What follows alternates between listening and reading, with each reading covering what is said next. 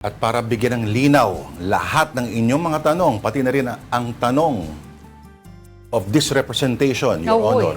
Kasama po natin ang kagalang-galang na si Mary Mon Reyes na siguradong-sigurado ako pagod pag-uwi kagabi sa dami na nangyari.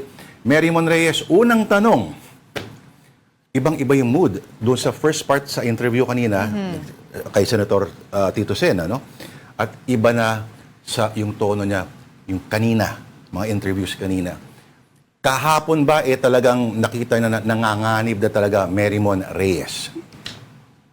Well, Lord, Denise, ang nasabi kasi kahapon ni SP Soto was tanungin daw yung majority block tungkol dito. Pagdating kasi sa liderato, the majority block yung nagde-decide at whether or not kung ano yung magiging posisyon niya, minority leader, majority leader, ordinary senator, tuloy-tuloy pa rin naman daw ang kanyang trabaho. Pero kasi kahapon sa plenary session, pagkatapos ng photo opportunity ng mga senador kasama yung Philippine Sports Commission, yung ilang mga atleta natin, matagal-tagal yung naging pagsuspend ng session. Nakita natin sa floor ang naiwan doon sina Senator Camille Villar, Senator Alan Peter Cayetano, Senator Robin Padilla, Amy Marcos, and then later on, nung bumalik na, wala nang laman sa floor, ang bumalik ang majority, doon tumayo si Senator Loren Legarda sa rostrum. Ang tumatayo doon yung presiding officer, usually the Senate President, at siya yung nag-resume at nag-adjourn nung plenary session. Doon, jokingly, nagsalita si Majority Floor Leader Senator Mig Zubiri na tinawag niyang Madam President itong si Senator Loren Legarda.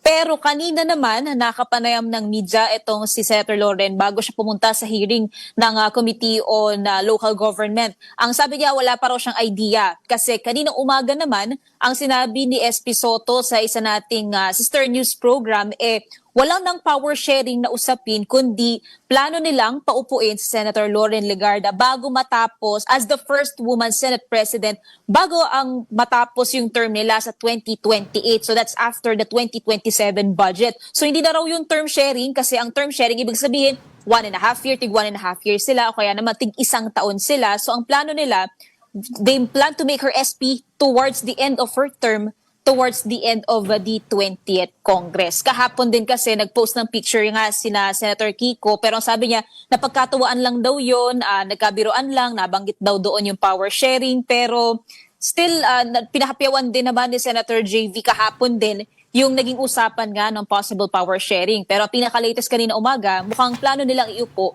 si San Loren by the end of the 20th Congress. Matindi, kasi Mary Mon, kung tutuusin, siya yung kauna-unahang magiging babaeng Senate President. Pero, okay, nawala daw mga miyembro ng minorya kahapon. Ano ba nangyari? At si Senator Loren Legarda, kung tutuusin mo, ay hindi naman part ng minority. Siya ay bahagi ng majority. Bakit of all people, si Loren Legarda ang gusto nilang iupo? Ito kasi yung napapabalita at nabanggit ni na Senator Ping Lacson na may mga senador daw from the minority na kumausap dito sa senadora at parang inoffer yung leadership. Pero ang sabi naman kanina ni Senator Loren, kakausapin niya raw muna si SP Soto doon sa planong paupuin daw siya kasi wala pa raw siyang idea tungkol dito. Yung tungkol naman daw sa mga senador na nakakausap niya kahapon, ang sabi ni Sen Loren dito, people come and see them every time. Pinag-uusapan naman daw nila iba't ibang mga bagay, mga advocacy, yung mga panukalang batas daw nila dito sa Senado. So medyo breadcrumbs pa lang din yung binibitaw ng senadora patungkol dito. Okay, meron man, pero they talk about their plans up until 2027, na parang alam nila na sila pa rin yung mayorya hanggang sa taon na yun. Where's that confidence coming from? Ang sabi kasi ni Dennis ni SP Soto, he continues to serve. It's still his service as a pleasure ng kanyang mga katrabaho, ng colleagues niya. So far, ang alam niya naman kasi last time na nakausap din ng media tungkol dito, wala pa naman daw kumakausap sa kanya tungkol sa kudeta. Ang alam niya, stable pa naman ang majority.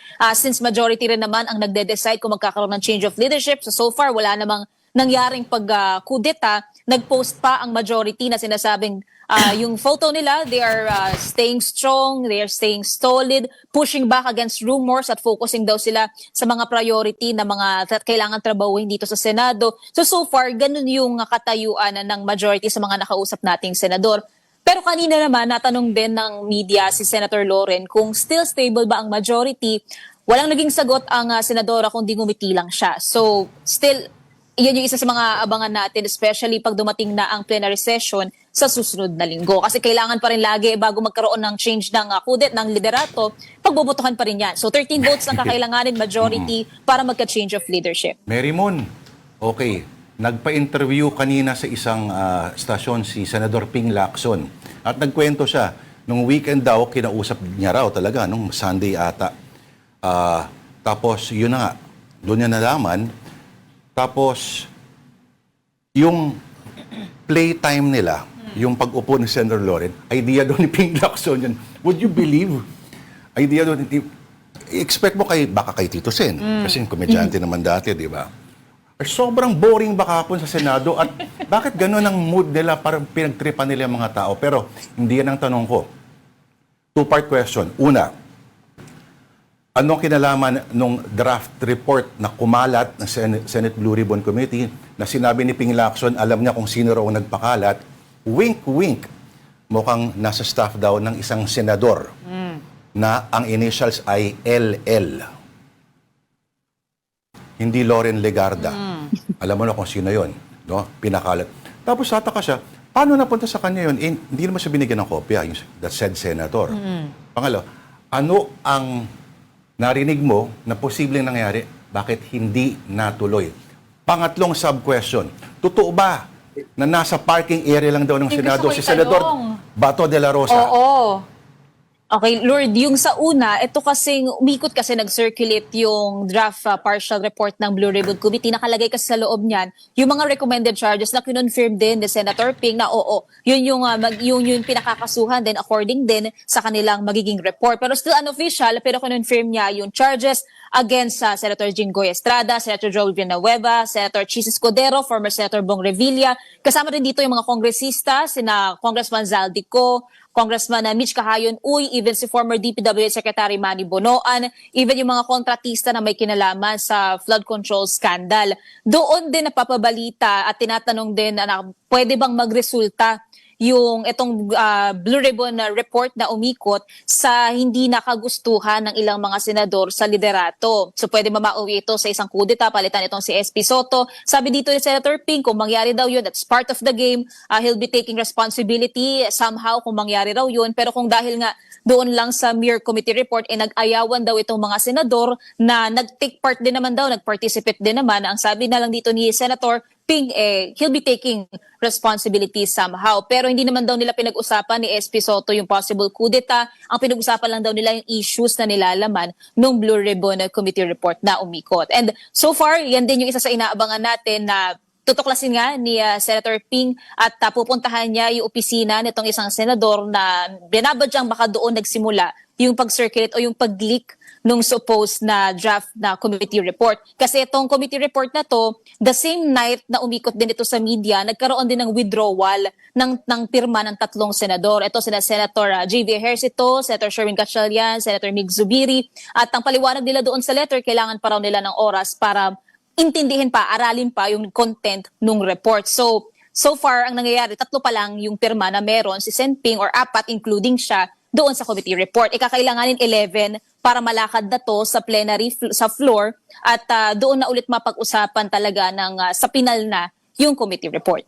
Yung tungkol naman kay Senator Bato, nakakuha din kasi tayo ng ilang mga filler na kahapon din nandito ang senador. Pero sa paglilibot kasi natin, hindi natin namataan itong si Senator Bato na absent physically sa Senado since November. Kasi nandun daw siya, dahil in case magkabotohan, Kailangan yung boto Yes. niya. dagdag siya. Oo. Kumbaga, yan ang malaking warm body talaga na tinatawag. Pero baka nandun na rin, kumubra na rin siguro ng sahod. Malay mo, di ba? Kahit nasan pa man siya O masahod, nangingis na di yung ba? mga di ba? Uy, kahapon, si Joel Villanueva dumating. May tinatanong yung kasama natin, si Mian Los Baños sa kanya, no? Tungkol doon sa draft report. Hindi ko narinig yung sagot. Narinig mo ba, Mary Moon? Lord, ang nasabi dyan ni Senator Joel, parang, who is the Blue Ribbon Committee? Kasi ang natanong dito na yung nilalaman nga kasi part si Senator Joel doon sa mga pinakakasuhan or may recommended charges. Pero yun lang yung naging short na answer ni Senator Joel. Parang sino raw ba yung Blue Ribbon Committee? Isang tao lang daw ba yun? So yun lang. Medyo naging short lang din yung sagot ni Senator Joel. Napaka-apocryphal naman nun. Ito pa, may isa pang medyo kiskisa na naman. Part 2 2 or 3 na ito, Senator Ping Lacson with Rodante Marcoleta. Kasi sabi nung isang senador, yung senador Marcoleta, i-donate na lang daw yung Kalayaan Group of Islands sa China. Sabi ni Ping Lacson, hindi ko makapalagpas yan. Kasi sumagot daw talaga siya. Inabot mo ba yan, Lord. everyone? And precisely, bukod kasi dyan sa naging komento ni Senator Ping, dapat din kasi sa plenary floor kahapon, isasalang din yung Senate Resolution number 256. Ito yung expressing the sense of the Senate na kinokondena nila yung pambabatikos ng Chinese Embassy sa mga opisyal ng ating pamahalaan. Pero hindi rin yun nangyari. Pero ang sabi ni SP Soto, next week naman daw, mukhang matitake up na ito. Sadyang pagbalik lang kasi kahapon nung sesyon, sa rostrum, si Senator Loren ang tumayo, nag-preside, ni-resume niya, in-adjourn din. Kaya naging maikli lang din ang session kahapon. So next week, asahan natin na isasalang ulit yun, interpellation ulit yun. Posibleng kung hindi pa tapos si Senator Marcoleta, ang nire-raise niya kasi talaga lagi dyan ay yung coordinates daw para maging malinaw kung ano nga ba yung West Philippine Sea, hanggang saan daw ba talaga yung WPS na dapat pinoprotektahan ng bansa. And doon natin makita kung pagka natapos daw yung mga debate, sabi ni Senator Biggs, pwede na raw hopefully mapagbotohan at umaasa si Senator Biggs na maia-adapt nila yung resolution. Alright. As always, thank you for that comprehensive, pero bitin pa rin tayo sa oras sa update ang ating mobile journal. Merrimon Reyes.